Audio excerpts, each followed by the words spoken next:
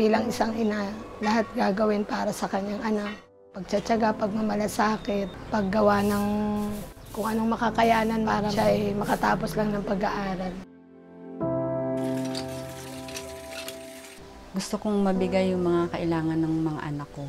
Ang trabaho ko po ay nag-aano ng tubig, nagbebenta.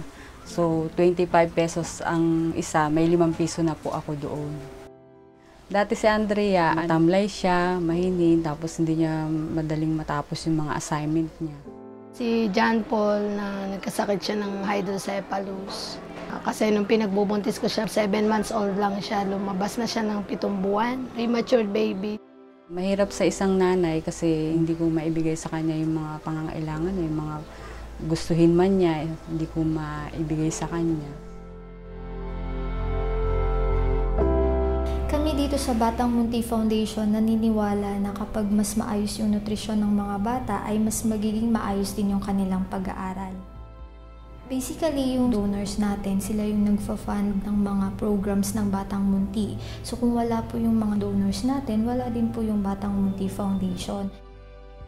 Yung programa po natin ay yung supplemental feeding, kung saan tinitimbang natin yung mga bata at kinukuhanan ng tangkad para malaman natin kung ano yung angkop na bitamina at gatas para sa kanila. And educational scholarship sa mga high school and college beneficiaries ng foundation, at binibigyan din natin sila ng school supplies na nakakatulong din sa kanilang pag-aaral. Nakapasok na siya sa programa ng Batang Munti. Naging masigla siya, lalo sa vitamins, saka yung gatas. Nagagawa niya na yung mga assignment niya kasi yung nutrition niya.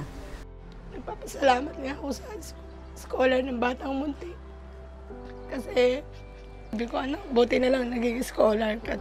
May allowance ka, meron kang gatas, meron kang mga gamit.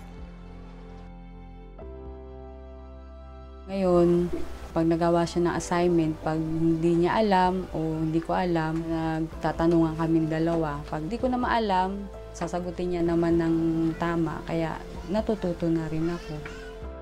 Minsan, tinatanong ko siya kung anong gusto niyang paglaki. Ang gusto niya daw maging isang teacher. Yung pangarap ko na hindi ko nagawa noon, sana magawa niya na para sa sarili niya.